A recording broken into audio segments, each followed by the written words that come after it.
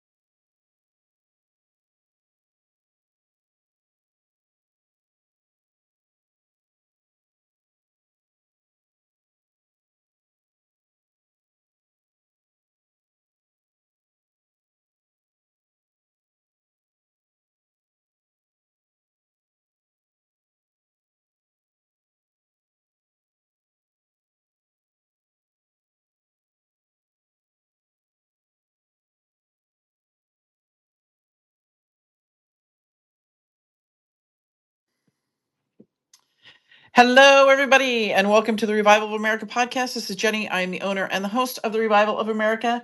Today we have Alpha Warrior in the house, everybody. So please feel free, if you are here on X and you want to request a mic and ask Alpha a question, raise your hand, request a mic, or not raise your hand, I'm sorry, request a mic, and I will unmute your mic. And at some point, I will unmute your mic. You can ask Alpha your question.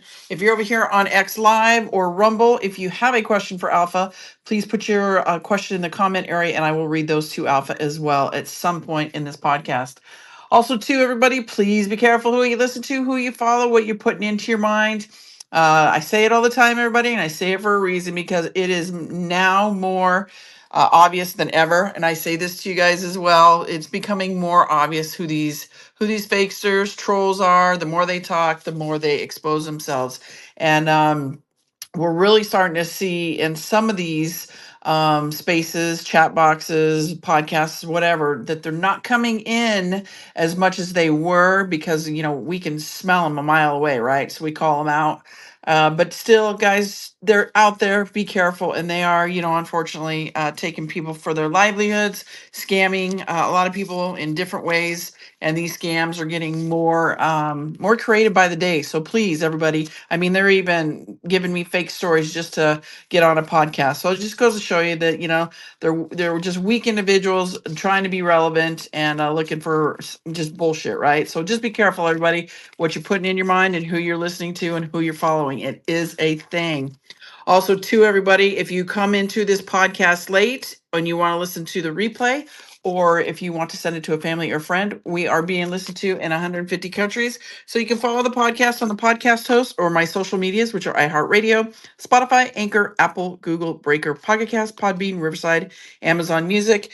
Social medias are Jenny JERREAD Facebook, at Jenny_JERREAD X, at JJERREAD Rumble, at JJERREAD True Social, at JJERREAD Instagram, The Revival of America on Telegram, and The Revival of America over on YouTube. Uh, let's see what else. Alpha's in here. I did send you the co-host. You didn't get it, my friend? Check it out. It says I sent it to you. Let me know if I have to resend it to you. I will, Alpha. Also, everybody, if you guys have a story or a journey you would like to share, a real one, feel free to send me those emails to the submissions email, which is TROA submissions at yahoo.com. Again, TROA submissions at yahoo.com. I do vet them, everybody, because of the shysters out there. If I do believe it's a real legitimate story, I will reach out to you via email and we'll get your voices, your story heard on the show. Because remember, everybody, it's your voice, your story is going to help change this world that we're coming into. And then my personal email, if you just have a question for me, don't send your stories there because they're getting buried in the emails and some are getting put over to spam. Send them to the submissions, TROA submissions. And then my personal email is the Revival of America at yahoo.com. If you just have anything else you want to ask me or something, get in touch with John Baxter or anything about Field's books, just send them over there, the Revival of America at yahoo.com, and I will get back to you as soon as I can. Alpha is in the room. He typically gives us an hour, maybe a little bit over an hour. Not sure how much time he has today, but real quickly over here, X Spaces, if you guys don't mind, retweet this space. Let's get some people in here to listen to our boy, Alpha. Looks to me or sounds to me like he and Josh Reed may have gotten a wink and a nod from our president the other day from their show. So I'm super stoked and proud about that for these boys, men. So I want to welcome Alpha to the stage. How much time do you have today, my friend? We're between 45 minutes and 60 minutes. Oh, well, I lied then. He's even short. He's shortening it up on me, guys. I think he needs to be putting time out. So how are you? Talk to us about this. I saw your post. Super excited for you guys. Tell us a little bit about that on your show the other night. I did watch it. Great show, though, by the way. But for those that didn't see it, why don't you let them know what you think happened? Yeah, 100%. And again, thanks for having me, Jenny. Of And course. if you guys haven't done so already, whatever platform you're watching or listening on, make sure you subscribe and you share it out to people and grow this audience for Jenny. So last Tuesday, so a week and a day ago, during DEF CON, me and Josh were talking, and Josh comes out, and we'd been noticing some hat tips, signals at Badlands. We like to call them boops. And we were like, we want this to be a little more definitive, because it's sometimes people are like, man, that does seem like that's what happened. But I mean, could it have been coincidence? We've seen this over the last couple of years. So Josh went and said, hey, boss, if you're listening to us tonight, how about you go and, do like a Where We Go One type of post by you or Scavino or the White House. And I was just like, but right now we're getting a lot of Q adjacent type posts. I was like, somebody would just attribute it to like, well, maybe because that's already going. So I said, well, boss, if you're listening, I could be a little more salty and be more specific. I said, can you post a JFK speech? Because then it's hard to argue that because it's very specific, right? Because we're asking it to come directly from the boss and we're asking it to be a speech, not a post. And, and we went on with the show. Well, as you would have it on Truth Social, President Trump would then go and post a video of John F. Kennedy's speech. Now, again, there's some that just don't want to be happy and don't want to acknowledge this sometimes. So the other little, the bow on the present was that Trump posted this at 10:28 p.m. Eastern time. And when you go to Q post 1028, it is a very, very simple post. 5x5 Q plus. Literally, we're saying, if you're listening to us, can we do this? They give us the loud and clear, we hear you. And then the signature, not Q plus, who we know is, or at least we speculate with strong speculation that Q plus is our POTUS. And so this was pretty awesome. The JFK speech in of itself was about communism. And that day was kind of when Trump, I think there was one earlier post that he had put out about communism, but then we saw the onslaught of Trump coming out and posting against communism over the next several days. And a couple of significant posts in there. One being, the communism has finally made their move. And I've been waiting for this. And I think that in of itself is a very powerful post that we can probably talk to. But just before I get away from, what happened on DEF CON with me and Josh and President putting JFK speech, a lot of people would say, well, why? Because everything has to have purpose, right? We're not just doing this because, we want recognition. Oh, it's a popularity contest. No, there's purpose. And, if for those of you that have, read my article on what is the plan, right, which is derived from Trust the Plan, in phase 9, I'm talking about the operations to create discord, to fracture MAGA, to destroy the unity within the movement. And, they were effective, but not as effective as they wanted to be, in large in part because of people like JENNI and others that are out here, revealing stuff to the truth community. And because you guys have been so good to identify these assets and operators that have, tried to create this divide within the movements that we have. So why this? I don't see that as Trump saying, hey, Josh and Alpha, I'm listening to you and watching DEF CON. That's too simple. I see this as, who are we when we do these shows?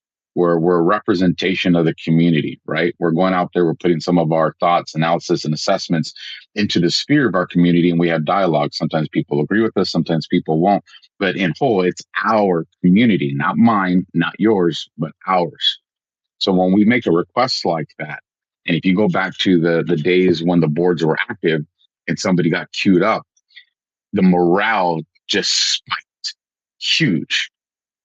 And since the boards have been very silent for quite some time, and based off pattern recognitions and things, me and Josh had noticed these communications are now transferring onto Twitter, which is now X. And Trump understands this. The White Hats, the operation, this military operation understands that. And there are some things that are coming down the pipeline that are going to be a struggle. And so I saw this as this military operation, our president or his designee, it's his names. That's how we see it, right? Putting his hand on our community's shoulder that night, saying, we hear you. We're still here. Now, doesn't stop there. Why would they reassure us? Because they want to make sure that we're still working, that we're proactive in our actions to help save our country and humanity. So I thought that was kind of the significance of kind of what unfolded on DEF CON last week, Jenny.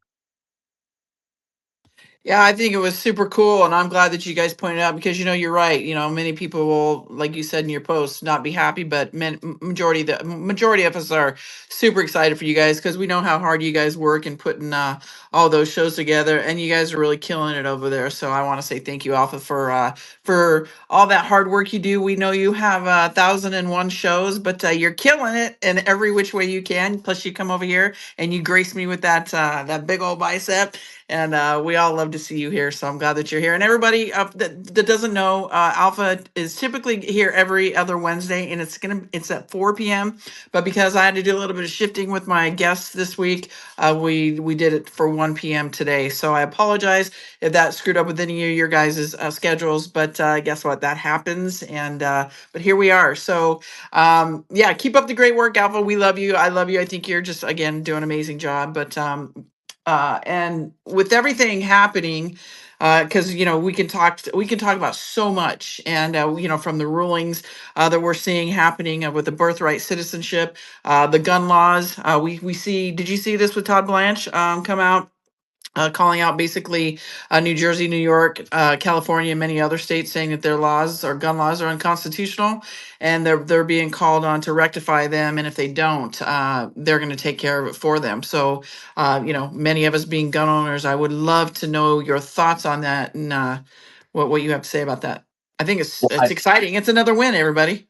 it is. And shout out to Harmeet. I know a lot of people aren't happy with her, but she's been very active as well in our country, going after these civil rights violations, right? So, Who? Say that again. Who? Harmeet Dillon. Okay. Yeah. So, and that's significant. But again, one of the things that I always pay attention to is when you look at things, and for those that don't know, my background comes from the military and law enforcement. So when we look at things, or at least when I look at things, I look at every move that's made and not made through what is its operational purpose, right? Is it something that's just for morale? Is it something to elicit a clumsy move out of the deep state? Is it something to move us in a direction? Everything that this administration does or chooses not to do has a purpose. So now let's look at the Second Amendment. Why the push now for the Second Amendment? Trump could have got this during his first administration. He could have, but he chose not to. He chose to move it into this one. Now we can look at this in a very, Occam's razor, right? Let's just keep it super simple. Americans, one of the things that we brag about as patriots is the Second Amendment, the right to bear arms, right? But the other thing we got to remember is the Second Amendment isn't something that's preserving the right as citizens. It's not giving us, hey, you guys can carry guns. It's not what the Second Amendment does. The Second Amendment restricts the government from trying to infringe on this God-given right that we have. That's a very big distinction that people need to understand. So we know that, and you guys know I'm like the most opposite of a black pillar doomer that exists. I don't operate that way. But when it comes to this specific conversation, our current administration wants to make sure that in every state, especially states like New York and California, that we're able to carry our arms, ammo and such. Why? Why would they be so concerned with that? And is it something that's meant to telegraph to the deep state? We are going to arm our Americans in these places you see as strongs, as fronts for the deep state. Because if you guys choose to go down a path, our people are not going to be sitting ducks.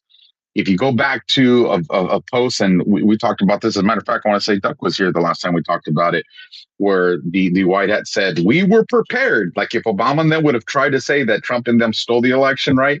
They were prepared to do the unthinkable. So if the good guys are prepared to do the unthinkable, that means the bad guys will also be prepared to do the unthinkable. So is this administration making these moves as a way to tell the deep state, you better not go down this pathway because it ain't going to vote well for you. Because again, we still do have a lot of people that came across our border during Biden's administration that are bad people. And I'm not just talking about your everyday drug lords and dealers. I'm talking about people that have a sophisticated skill set to inflict mass casualties, you know? So I kind of see it as, or I would say hope, another word that y'all don't see me use a lot. But I would hope that my assessment on this one is accurate and that the purpose that the administration is doing this is as a deterrent. Now, I also operate where I have a contingency for everything. That's the way I operate, even though I don't always share those contingencies. But in this one, I think it's something that is worth the conversation. Let's just say there is something. Go ahead, Jenny. No, I just, before you get too far off it. So you say a deterrent, like, are you talking about like a deterrent from a lot of these sleeper cells that we hear about out there, and a lot of people like to do that doom and gloom with these sleeper cells? Is that what the deterrent from that? We're going to be armed and dangerous against these people? Yeah, well, that's the part I'm going into now. Okay, sorry. The first part's a deterrent, but this part is now the worst case scenario. What's a deterrent for? And so to answer your question, Jenny, if the deep state plans to deploy, because this all has to happen before we get to midterms, right? This part, if the deep state had a plan to create chaos, to make people afraid to go to their precincts to vote. Remember, one of the other things that Trump has been talking about, it comes up and then it dies out really fast, is a national open carry. And so if they're trying to, leading up to our elections, to create an atmosphere in places like California or New York, where we see violence pop off and where we know people like MAGA or America First or Trump supporters, that these are the people being targeted, then all of a sudden, since you know you can't get away with COVID, how else can you instill fear for people not to show up? Well, you can make them afraid that something violent's going to happen to them. We kind of saw rumors of this around the early primaries this year already. There was not a whole lot there, and that's a good thing. I think this is our administration getting us in position for, and not necessarily maybe even the midterms because we're such a small time frame, but definitely as we get into the main midterms, right? Or I'm sorry, the not the primaries we see going on, but the main midterms, is if you try to go this route, we're going to make sure that our Americans are in a position to protect themselves from these people that may be trying to deploy these mini false flags throughout these different states. Because here's the thing. The same way our Americans can be subdued into not doing something for fear, you can also do that to bad guys. Remember, if all of a sudden these operatives see that they came out and all of a sudden their guys were taken out because you had well-trained Americans, right, whether it be veterans or whatever the case, that were able to address the threat and get rid of them, that's a deterrent to the other ones that are thinking like, well, is this really worth it? Because so far, the other crews that have tried it got wasted within seconds of deploying these little mini false flags. So again, the Second Amendment conversation is a big one for me because, again, this administration doesn't do things just to do things. They don't do things just for applause. There's always a rhyme and a reason to it. And kind of the game theory that I've developed around this is that path. So I really do think that this is a deterrent against the deep state pulling that trigger. Remember, we were told they wouldn't be able to walk down the street. I think this pretty much guarantees that. I mean, I'm talking about on the disclosure side. Yeah, I would agree with you both, Alpha and Rubber Duck. Do you want to talk about the Second Amendment? I mean, do you want to touch on that while we're here, since we're kind of a little bit talking about it, or is that a whole different podcast? I'm good with what we've covered so far, because I know that the thing that everybody is probably got on their mind right now is what's next. We get a really good Supreme Court win, and then we get kicked in the nuts by Amy Coney Barrett, and people are just like, "What? What the hell's going on?" Right? And again, for those that have read that Substack that I did, and it's free, the one that was called "What is the Plan?" Phase 9, kind of, where we're at the tail end of it, I had titled it the Controlled Opposition Cleanup. This had to do with the false MAGA, the pretenders, the rhinos, all the PSYOP actors. But what was important was phase 10. And phase 10 is where I talked about the legal warfare. This is where I talked about the path. I talked, about Rudy Giuliani, the past, but this was the RICO pathways and the indictment sequencing. Now, why is we'll talk about phase 10 right now, but why is phase 10 important? Because I was accurate about 9. You see real-time evidence of us being in 10 right now. So what's phase 11? And phase 11 is the election system lock-in, securing the midterms and beyond. This article was written back in, I think, what was it, December or January, Jenny? I'm trying to remember when I wrote it. Yeah, it was. Yeah. You yeah, want to put it in the nest or the purple pill? So for those that haven't read it, you definitely should read it, everybody, if you have it handy. I'll grab it here in a few and drop it in the purple pill in the nest for everybody. So if we were accurate about the controlled opposition of phase 9, and we're right down smack in phase 10, which is illegal warfare, then it's safe to say that this assessment seems to be pretty accurate, right? As we go into 11, which would be securing the midterms and beyond. So I wanted just to kind of say that to kind of bring some legitimacy to the conversation we're going to have right now on the legal warfare. You have Amy Coney Barrett that comes out and she can define a woman, but apparently she can't define what a day means, right? You think this would have been very simple, election day. But no, we're looking at election weekend, election week, election month. Who knows? She's created that vulnerability now, which you have third world nations that can secure and count their elections in one day. But we can't do that with the first world problems that we have here in America. I don't think anybody's buying that story at all. However, we had a major win, because Supreme Court also came out and said Trump could fire all these executive people that these federal judges were trying to protect him from. So now he can clean house, right? House doesn't just represent our Congress, right? He can also clean house within the entire apparatus. So don't just think House and Senate. He can clean the entire house. This is a big deal because a lot of the things that we've needed to do have been slowed or completely stopped by people within our government that Trump hasn't been able to fire. And of course, if you guys have been paying attention to anything that has to do with Pulte, who's our acting DNI right now, he's giving them the green light to go and to start firing all kinds of people. I think he's already fired like 50 or 51 people. So we have this lawfare that's been happening. Now, let's bring it back to Amy Coney Barrett, because everybody's like, oh my God, this means that the midterms are not going to go the way we were thinking. If you were operating at the surface level, I could understand that panic.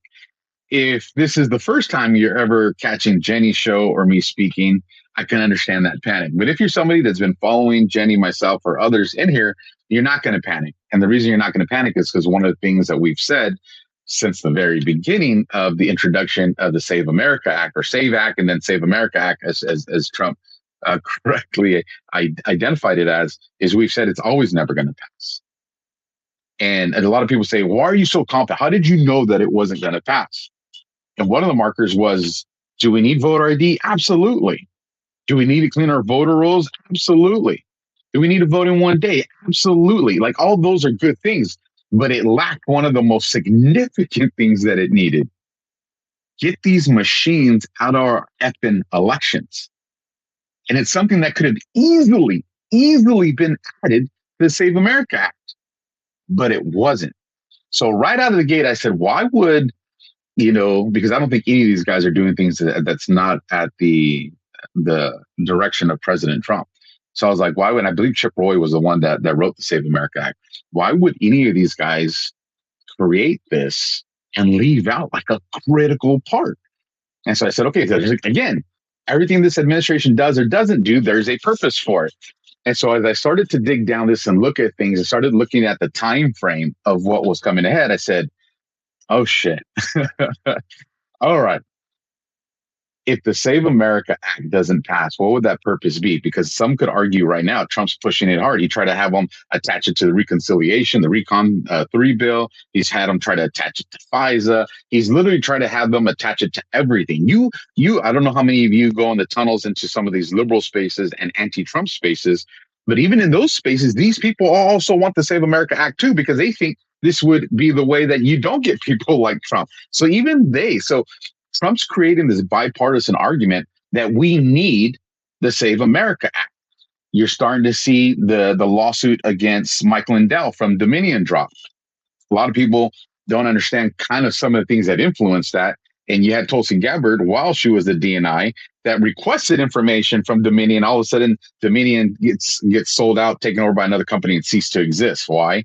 Because they want to avoid some of that stuff. They don't want to get discovery in the Lindell case. But that's just one thing. You have the whistleblower from Venezuela, right? We got Maduro and these people that got, captured, some would say extracted from Venezuela. Now we're having conversations of that coming forward. We have John Solomon that's talking about, hey, there's a lot of election stuff that's come to the surface. Some of it's looking like it's going to be involved with the CCP. Let's not forget about Sheriff Darleaf, right? And the information he found about Serbia actively being tied into our servers during the 2020 election. So all these things are coming to, Jenny, something that you guys have heard me say for a while, a fatal funnel or a choke point. All this is coming. What I anticipate, and I think August 1st would be the final day that the Save America Act would have to pass in order for it to have the time frame that it needs. But don't quote me on that, but I know it's somewhere around that time frame. What this all tells me is the reason Trump has been pushing the Save America Act so hard is because as all this information starts to come to the surface like we see now, Spoon and the clown show of the Senate are not going to pass the Save America Act. And this is important because you guys have always heard me say morale is a weapon, that the court of public opinion is the most powerful thing. The court of public opinion is more powerful than the Constitution. People hate when I say that, but it is the truth.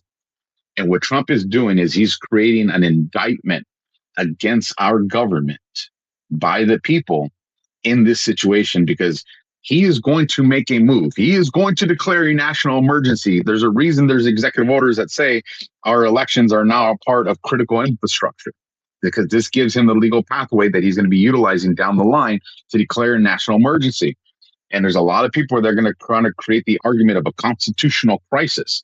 And what he's doing right now is he's building his credit with the public so that the indictment, when he makes this move, is going to be against mainstream media. It's going to be against the establishment rhinos that are going to say, okay, maybe we were right. Maybe Trump is a king. Maybe he is being tyrannical. This is going to have everybody on his side for when he deploys that move. And I think it is the biggest thing that we're going to see happen between now and November 3rd. I don't know if you want to ask me or say anything to that, Jenny. Yeah, no, I agree with you 100%. How do you, in your opinion, because, we've got till November before a lot of this stuff has to occur. And it's coming out like a flood, guys. I mean, great things keep happening every day. So keep your eyes on it. But how do you think this is all going to kind of, in your opinion, roll out? We know we have the 4th of July coming up here this weekend, and then we've got significant dates after that rolling on into November. What, in your opinion, do you think? I know, obviously, guys, these are all of our opinions, but everybody has a different thought. But I think a lot of our thoughts they come together and they're very similar. So I would love to hear what you think or what your thoughts are about coming into the November elections. Well, I hate to date fag. Like I hate doing that, right? Don't date fag. because people will just hold your feet over the fire, and rightfully so. But let's just look at some statements that were made by important people in our government over the last 7 days, right? Or we'll say 10 days. You had Peter Doocy. He goes and he's doing an interview of the press secretary, Caroline, and he's asking her about 4th of July. And she goes, it's going to be really big.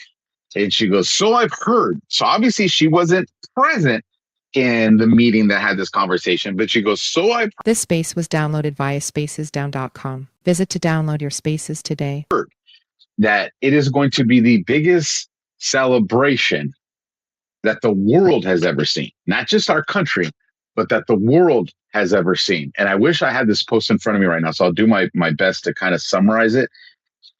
Trump did a truth post. And well, just one more thing on what she said. So then Peter Doocy says, yeah, probably going to be pretty loud. And, you got this new baby is going to be sleeping. She's like, it's going to wake up babies, right? So you can tell she's pretty enthusiastic about the gravity of what 4th of July of 2026 is supposed to look like. So then we get to Trump does this truth post. And one of the things that immediately caught my attention is there were some things that were out of characteristic. And what it was he was talking about the 4th of July, but he puts all these time frames in it. This starts at this time, then it'll go to this time. I'll be coming onto stage at this time to speak from this time. And then he doesn't post like that. And then he had, the PM Eastern, but then on one time he doesn't put PM or Eastern. And then when at the very end of this post, and then I'll look for it right now so I can actually read it for you guys while one of you guys is speaking, towards the very end of it, he says, and this event will be 10 times bigger, but he doesn't use the number 10. He's been using numbers through the whole entire damn post. But when it gets to that point, he just wants to highlight the number 10 by writing it out, right? TEN. And so I found that interesting because when you went to the timestamp of that one, it took you to a Q post. And again, I don't have this in front of me, but I'll get it for you guys. The Q post in there says clocks matter, right? Or clocks are relevant, something like that, which has a lot of context considering the post he said listed all these different times. And there were some other things that were interesting in it. But the whole point that I'm saying is you've had, posts from this administration, you've had memes, you've had all these correlations between timestamps and Q posts that have come up that are all pushing us towards something big is coming. You even have one that says Moab incoming or Moab next week, that being the 4th of July. So are we going to see something that is a physical action, right? And when I say something that's surface level physical, that means this is something that normies, it's irrefutable. Everybody knows what happens. We just seen like 15 indictments come out, 20 people arrested. Like, it's irrefutable. Or does it mean that it's going to be extremely significant, but it's going to be things that we're going to have to translate for the community? All of a sudden, maybe we see something come to a conclusion between Ukraine and Russia, or maybe is it going to be that? What I don't know, I don't know the answer to this. I know whatever it is, whether it's something that's obviously and irrefutable, or whether it's something that we're going to have to interpret and understand, Trump is telling us that it's going to be huge. It's going to be big. And that definitely has my attention right now, because if it has my attention, it has the deep state's attention. And so, I don't know if you want to ask me a question about that or not. No, I agree with you. I was going to actually bring up too. I think it was kind of interesting.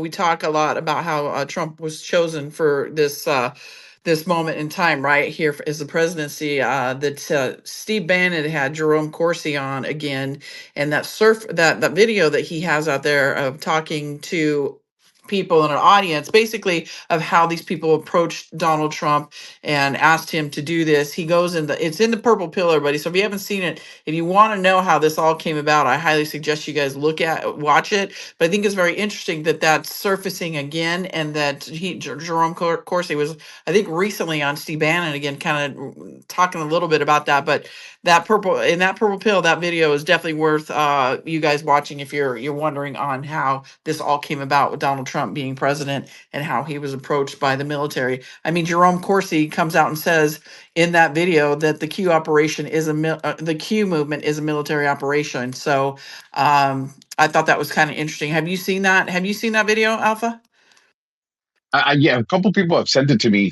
Steve Bannon had somebody else recently on his show, and I can't think of his name for the life of me. He's popular. Some of you guys have probably heard of him. But he comes out and he starts to articulate, I know this game plan of what Trump's doing for the midterms with the Save America Act. And, in the interest of saving time, it's exactly what I've been saying and Josh have been saying, since January of last year, or January, February of last year. So it would have been nice for him to signal us, because I know for a fact nobody else has had these positions that we have. Even to now, it's very little. But again, he is a big name. I can't think of his damn name right now. But the fact that he went and introduced this game theory, on Steve Bannon is definitely a testament. As a matter of fact, yesterday it was the Department of Education's official account that put out that something big is coming with that digital image. They kind of did this a couple months ago, and everybody's deciphering that images. But when you went and looked up the something is coming, and again, this was yesterday, which was June 30th, and you went, it was post. I do have this post up. It's post 3756, and it's dated December 22nd of 2019. And it says something big is coming. But within that, it says, when will they ask the question? So you have the Department of Education, right? And now we have a post that says, when will they ask the question? And we have like a verbatim quote of something big is coming to put correlation from that post into the Department of Education's one. And one of the things that I shared last night is there's, three parts of this, two parts kind of attached to the same thing is when and who's going to ask the question. Will it be Peter Ducey? Will it be John Solomon? Is it going to be an ally to the administration? Or is it going to be someone, whether it be controlled opposition or an adversary to the administration? So who and when the question gets asked is kind of important. But the third part, which I find even more important than who and when, is how's the president going to answer this? Now, some of you are going to like my speculation here, but I think I'm accurate. There's three ways the administration can handle this. The first one is to do what he's did before and just completely minimize the question and kind of disregard it, right? And then there's the two significant ones. And I'll start with the one that people probably won't like so much, and then I'll wrap it up with the one that you guys probably will like. Is Trump, if he comes out and he answers this question about Q in the past tense. And what I mean by that is he comes out and he says, it seems like a very good group of people that brought a bunch of things to the light, but if he's speaking to it in past tense, like, yeah, it had a purpose, it had this, then what that tells me, this administration is signaling to us that the Q phase of this operation is done, which means we need to figure out what's next. If he does it in a past tense type of answer, if he comes out and he does it in a present tense and he says, I love these people. These people are doing good. They're, the FBI is doing this. They've investigations that led to this. A lot of these things have been confirmed. If he brings it to a present tense, and I think that's what he's signaling then, is we're not done. And there's more to come. So, strap up your boots and get motivated again. And let's move off the X and see the direction we want to go. We're way beyond the point of, and I know people get mad at me when I say this, but I'm going to say it anyways. We're way beyond circles and arrows alone. We know that it's real. We don't have to confirm that it's real anymore. The phase that we're in right now, because this all has to end in Trump's administration, right? At least that's my opinion. Then we're at the point of, what does the delta mean? What's the context of it? What's it supposed to push us to? Okay, great. There's bad people that did bad things, but who is it that they're trying to get us eyes on? Who do they need us to put in the spotlight so that the normies are aware of this? Because the more we push something, the more attention we bring to something, then we're forcing mainstream media, forget alt media, that's for us, right? We're forcing mainstream media to then address this. This is why I think it's so important on who and what asks that question. It's going to be mainstream media. So again, if he does it in past tense, I hate to break it to everybody, but it means we're done and we need to figure out what we need to do next. If he does it in the present tense, then I think it's still an active operation specifically regarding Q. And now we got to figure out, what are we doing next with Q? So hopefully that made sense. Yeah, 100%. And then, to your point, the movement of Q is real. I mean, if you guys can't see it, I get it. Many people out there, maybe, like me, that's not necessarily my lane. I believe it 100%. I see it all coming together with the Q posts and things that are happening in today's world, right? I believe in it 100%. But am I that person that goes and decodes all that stuff? No, I leave that to people like, Alpha, Rubber Duck. That's really kind of like their lane. Rubber Duck's really good about doing that, and there's others as well. But it's all coming together, guys. We can see that movement coming together. So pay attention to the people that put those things out there and kind of they'll read the Q post, they'll decode it, but then they'll correlate it to what's happening in the world today. So it is happening, everybody. It is a thing. I do believe it's been said out there many times for reasons. to keep us off guard. Remember, because misinformation, disinformation is all a part of this movement as well. I do believe, they put stuff out there like that for us as well, disinformation and misinformation, for us to further do research and make sure if it's correct or not. So, but yeah, definitely that Q movement is real. It's happening in real time, and we are witnessing it. Also, too, we're talking about Donald Trump, with Todd Blanche, basically giving him a blank check to just do whatever. And he did say today, I believe it was today or yesterday, go ahead, release anything, release, even when it comes to the elections, release it all. So, everybody, just so much is going to happen. I think we all need to have a head on a swivel, no fear, be excited, be happy, because great things are happening. But watch for the 2020 election. I think we're going to start seeing a lot of that come out too. What are your thoughts on that, Alpha? And then maybe we can go into some birthright citizenships, that whole thing with the Supreme Court. And Dr. James, you have your hand up, so go ahead. And then Alpha, we can go into that. Oh, yeah. Hey, what's up, Jenny? Hey, Alpha. How you What doing? up? Great to see y'all. Yeah, this gave me a second to get away from working out on the mountain. This is good. Great stuff going on. Invariably, I agree with everything you said, Alpha. One thing, you do say quite a bit that, I know a lot of people get mad at me when I say this or that, right? Honestly, like every time I hear you say anything, I don't get mad. I think that the people that do are the people that are still thinking with their feels and not with their minds, right? So anybody that's really thinking through the shit isn't going to be upset by anything because, it is what it is, right? Yeah, a couple of things. You talked about post, it was 10:28, right? But it was PM. And you guys had a back and forth a couple of times with POTUS, right? On the uh, tag your it thing. And it was pretty quick.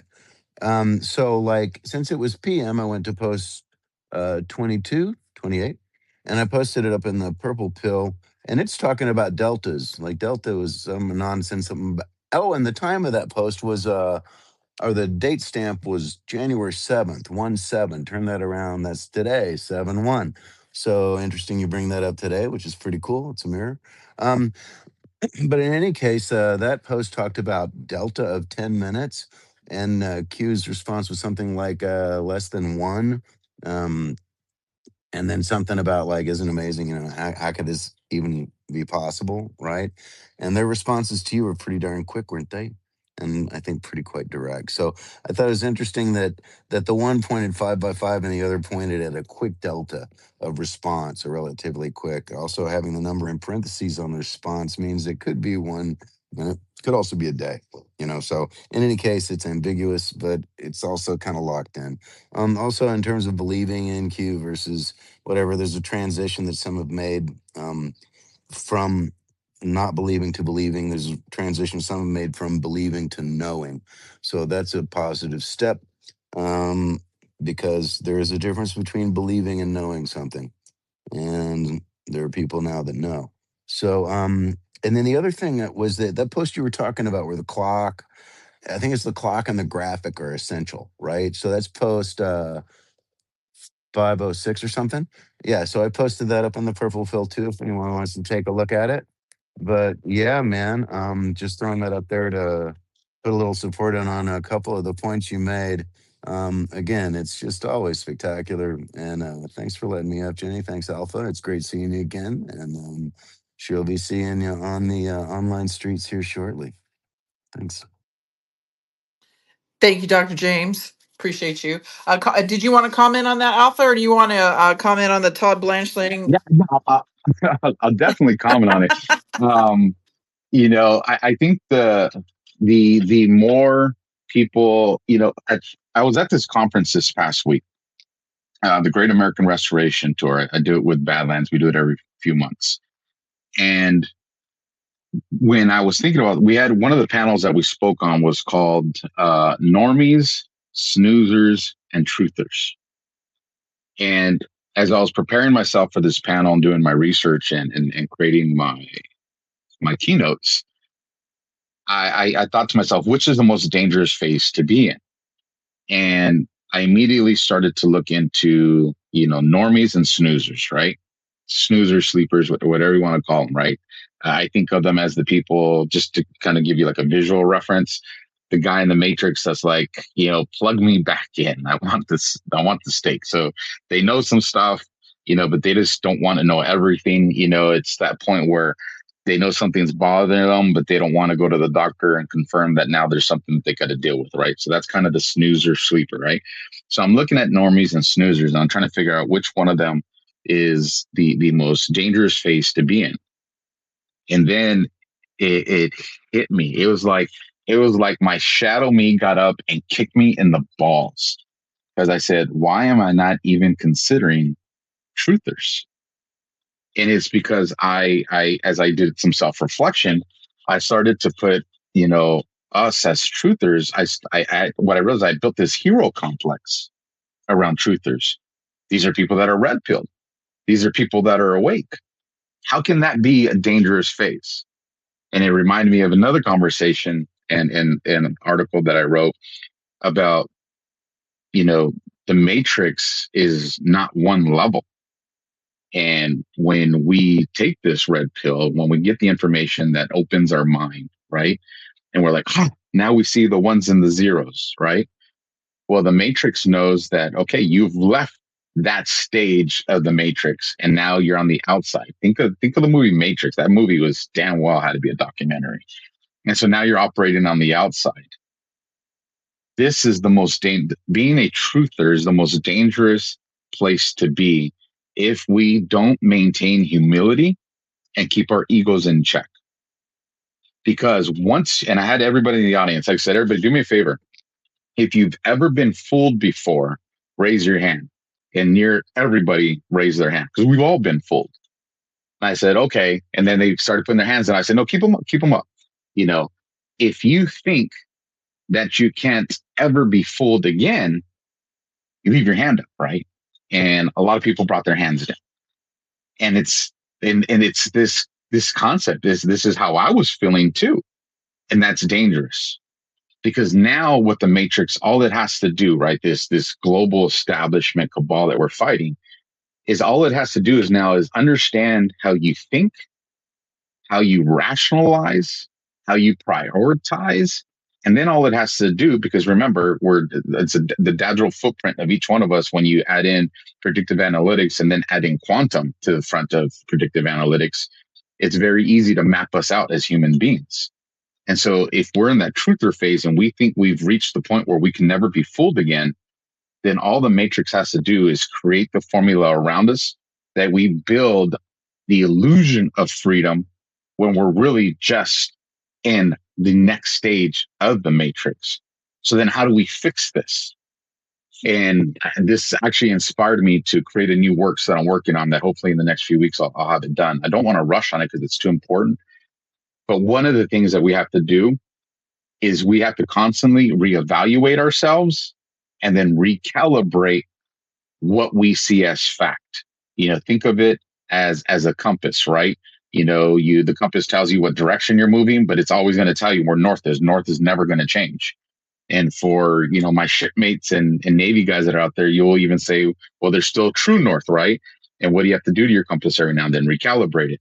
So think of this tool of discernment, which I remember Dr. James, discernment was something that was probably one of the most popular words and terms used, back in, the 2016 to 2020 era. It was always used.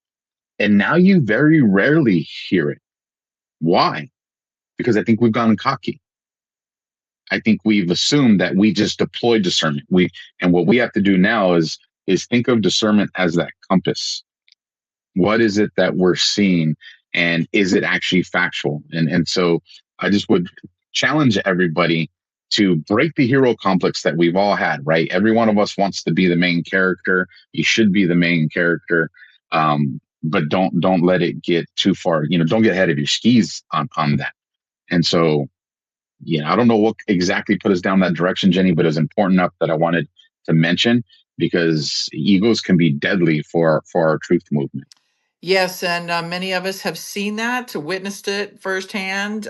We've seen it. I think all of us have seen it, everybody. So I agree with you 100%. I think discernment is that is key here for sure in this movement. And again, that's another part of this movement. Everybody, it has made us become self thinkers, researchers, and to kick that discernment into high gear, because that's really, I mean, that's what we have to lay on, right? And then the truth, from and of course our faith in God. So no, I'm glad you brought that up, because there is a lot of egos out there. Everybody wants to be first to be reporting it, and it's not about that, everybody. It's about getting it, trying, doing your best to get it right. It's not about being first. I can't. I hate it when I see people always just trying to run to be the first one to get it out. Whether you're right or wrong, congratulations. But at the end of the day, it's not about that. It's about doing right by the audience, and giving you guys hopefully that hope and encouragement. That we're giving you good information. So I appreciate that, Alpha. You're always on point with that. I know you said you had about 45 minutes to an hour. We're right about 50 minutes. How you doing on time? Do you want to talk a little bit about the blank check that Trump gave Blanche, however you want to call him, and then maybe a little bit on the birthright, or you got to go? No, no, let's do this in the next five or 10 minutes. Something to kind of set up this conversation with the blank check is, again, just to kind of recap. How do we know what are some of the signals that we're in this phase 10 that I've kind of been talking about? Think of the major things that have happened over the last 17 months, right? Tulsi Gabbard comes out with the Russia host RICO case, right? So we're looking at accountability, at a minimum, investigation that's went down that path, that, as far as it's been reported, is now a referral that's been sent over to the DOJ. So we got the Russia thing. Huge. There was a reason so many people attacked and said, oh, it's just a distraction against Epstein. Like, if this government can only do one thing at a time. But again, number one, huge. Number two, we had the John Bolton indictment. This was the surface level visual for everybody to realize, okay, this is looking at criminal enterprises. Well, that indictment's moved to a plea of guilty, right? 18 charges.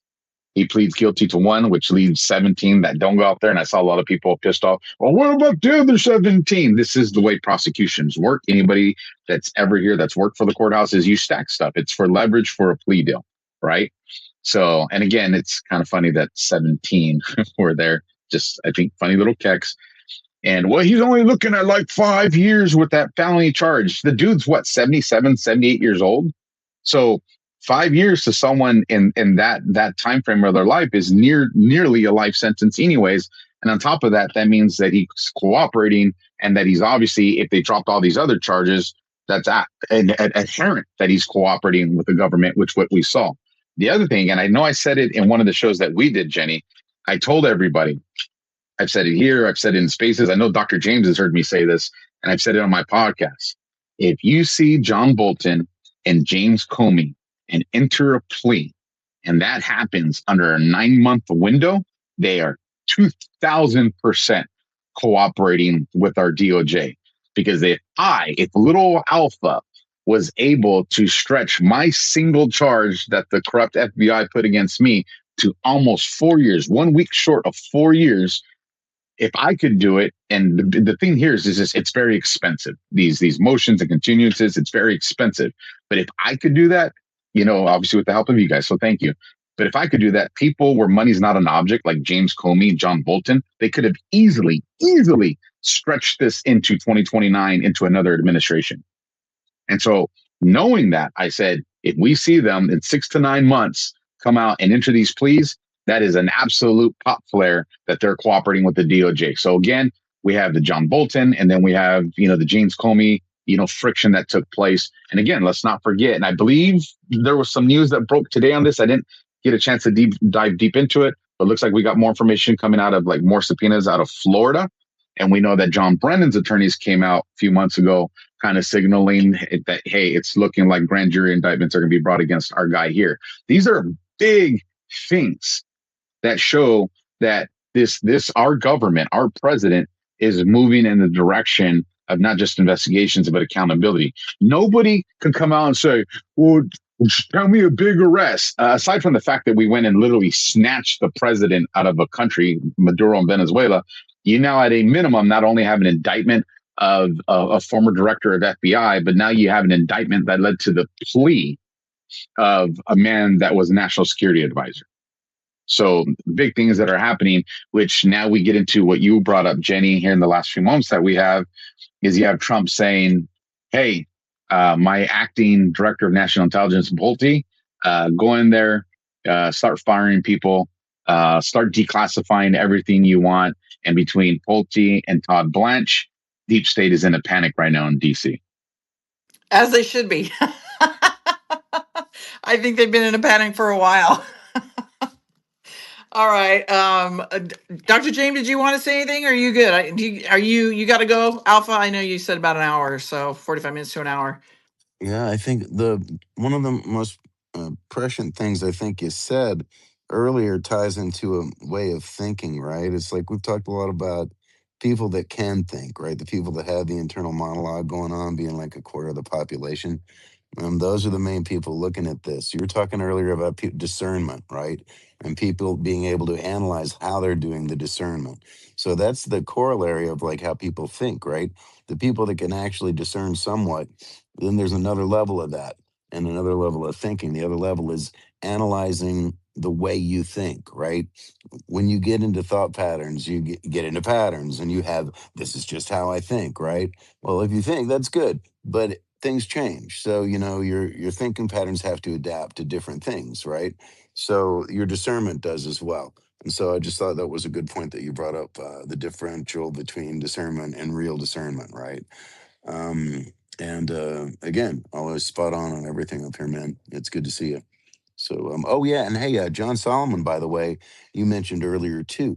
Remember, he's going to be sourcing from inside the government now, right? He's taken that position there, non-paid volunteer position, working with the inside data.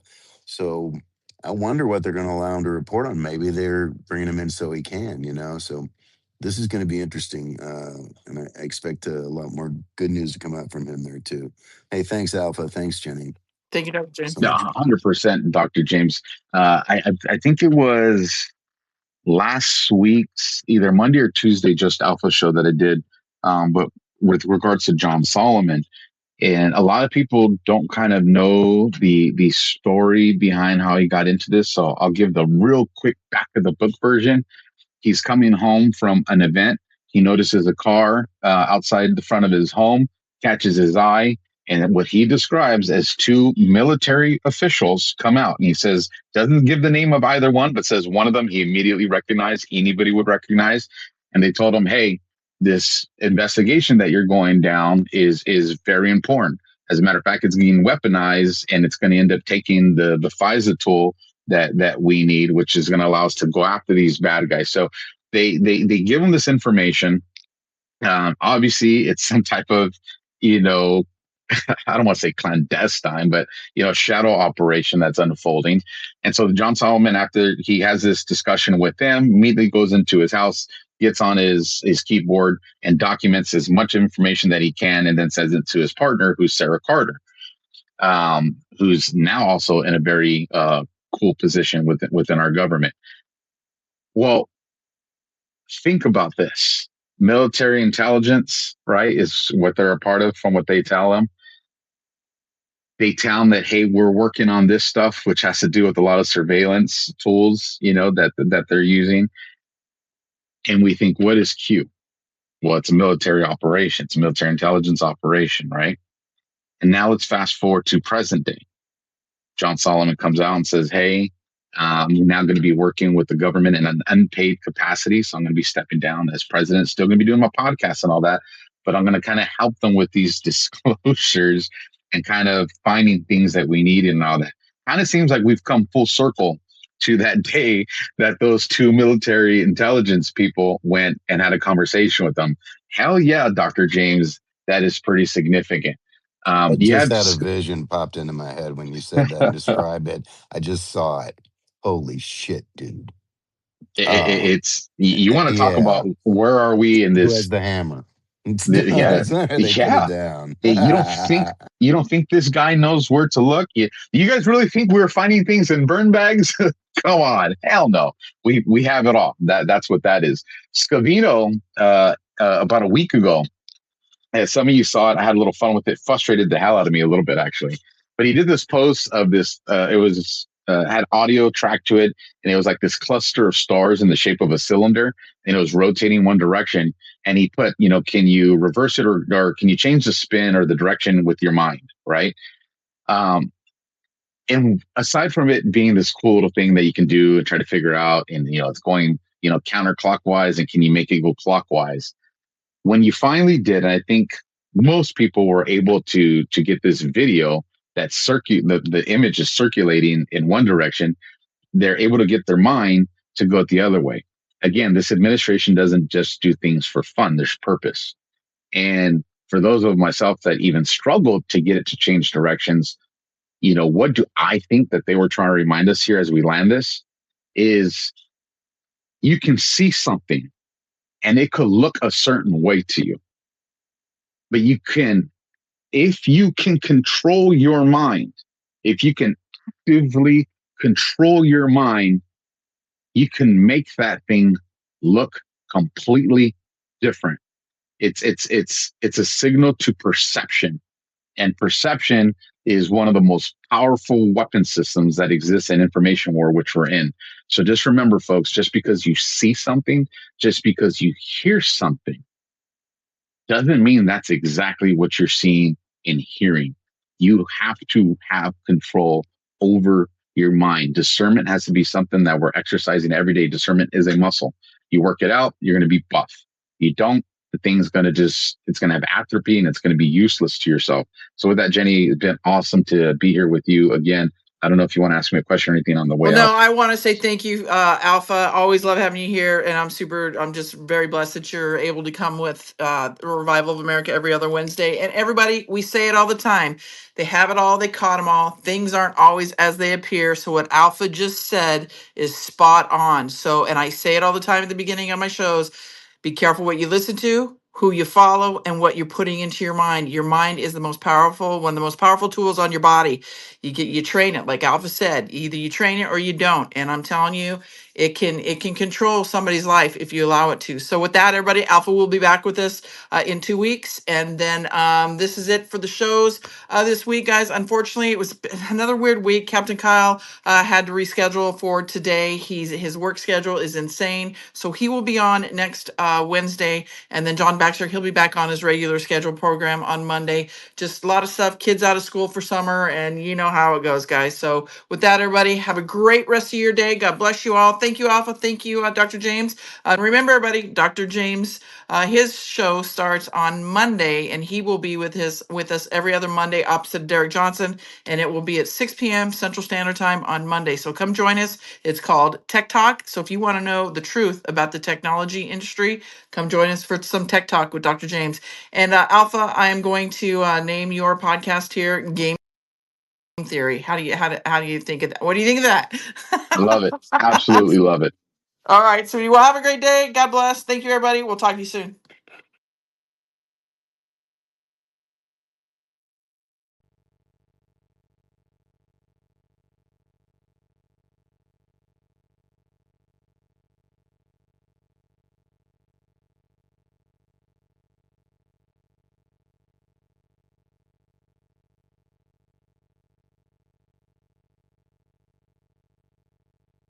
This space was downloaded via spacesdown.com. Visit to download your spaces today.